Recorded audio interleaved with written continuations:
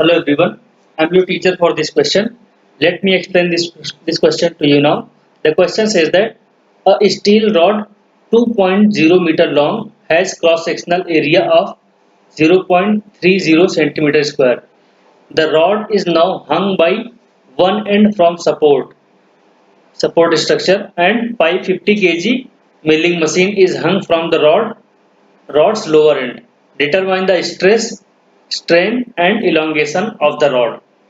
So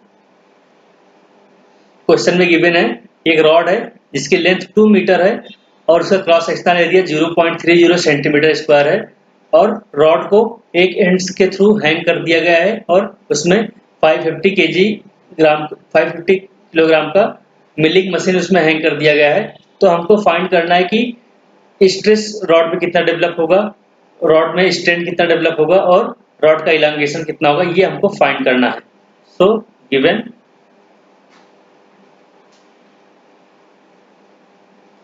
stress is equal to given length of the rod, इसको अगर हम L से रिप्रेजेंट करते हैं तो L इज इक्वल टू हो जाएगा 2.0 मीटर और क्रॉस सेक्शनल एरिया इसको हम A से रिप्रेजेंट करेंगे जो कि है 0.30 सेंटीमीटर स्क्वायर और रॉड को एक एंड के थ्रू हैंग कर दिया गया है। यहाँ पे मास हैंग हो जाएगा, इसको अगर हम एम से रिप्रेजेंट करें तो ये हो जाएगा 550 kg।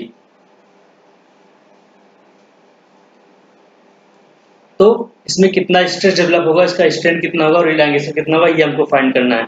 तो स्ट्रेस इक्वल टू होता है स्ट्रेस, इसको हम सिग्मा से रिप्रेजेंट करते हैं, अप्लाइड फोर्स अपॉन एरिया। सो यहाँ पे हम वैल्यू सब्स्टिट्यूट कर देंगे। Stress develop in the rod, stress develop in rod, ये हो जाएगा अप्लाइड फोर्स F अपॉन ए। यहाँ पे F कितना है, F इज इक्वल टू हो जाएगा mg, क्योंकि वेट ऑफ द ब्लॉक क्या होगा, हमेशा डाउनवर्ड का वर्क करेगा जो कि किसकी होगा m इंटू जी के।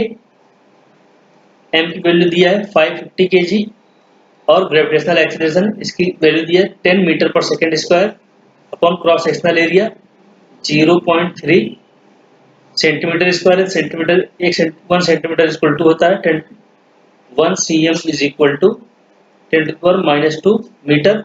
इसको हम लिख सकते हैं 10 टू द पावर -2 स्क्वायर, ये होगा न्यूटन पर मीटर स्क्वायर। सो इसको लिख सकते हैं stress develop in the rod is equal to 550 into 10 upon 3 into 10 to the power -4, 0.3 into 10 to the power -4 newton पर मीटर। तो फर्दर सॉल्व करेंगे तो ये हो जाएगा, ये हो जाएगा 183.33 इंटू 10 टू द पावर, यहाँ पे -4 है और ये 0.3 है, यहाँ पे हम 10 से मल्टीप्लाई कर देंगे, 10 से मल्टीप्लाई करेंगे, 10 से डिवाइड करेंगे, ये हो जाएगा 10 to the power 5, 10 to the power 5, या फिर इसको हम लिख सकते हैं न्यूटन पर मीटर स्क्वायर, इसको हम लिख सकते हैं 1.83 इंटू 10 टू द पावर 5 + 1 6 और ये 2 हमने और शिफ्ट कर दिया है तो ये हो जाएगा 8, 10 टू द पावर 8 न्यूटन पर metre square. Hence the required stress developed in the rod will be 1.83 into 10 to the power 8 newton पर मीटर स्क्वायर। सो अब हम स्ट्रेस की वैल्यू फाइंड करेंगे। स्ट्रेस हमने फाइंड कर लिया, स्ट्रेन की वैल्यू फाइंड करेंगे। Stress develop in the rod, strain developed in the rod developed in the rod, इसको हम E से रिप्रेजेंट करेंगे,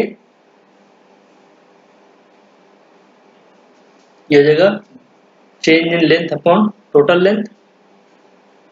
सो इस ये change strain is equal to होता है delta L upon L is equal to stress upon Young's modulus. So यहाँ पे हम वैल्यू सब्स्टिट्यूट कर देंगे। So delta L upon L is equal to हो जाएगा, सिग्मा की वैल्यू हमने कैलकुलेट किया है 1.83 into 10 to the power 8 upon gamma की वैल्यू, गामा मीन्स यहाँ पे Young's modulus 200 into 10 to the power 9। इसको फर्दर सॉल्व करेंगे, ये हो जाएगा 0.183 अपॉन 2, ये पूरा ये कैंसिल आउट हो जाएगा, अपॉन अपॉन ये 200 है, यहाँ पे ये अपॉन 200 हो जाएगा। सो इसको हम फर्दर सॉल्व करेंगे, इसको लिख सकते हैं delta L upon L is equal to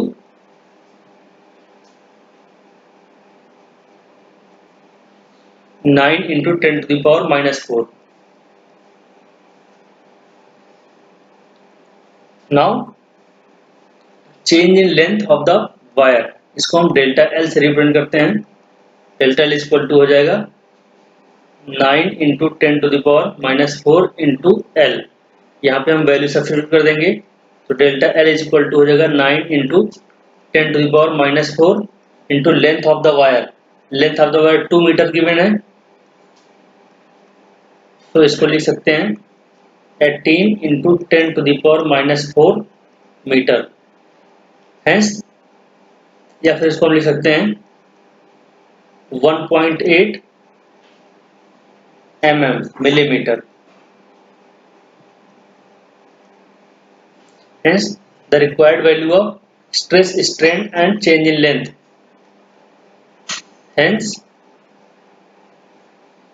the required value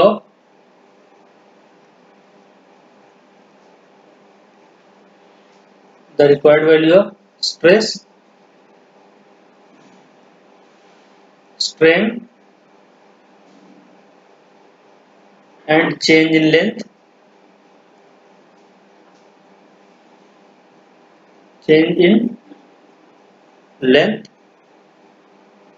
will be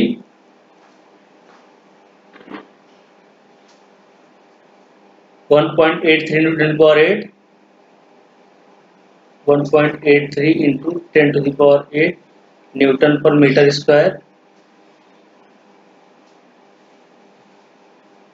9 into 10 to the power -4 and 1.8 mm respectively.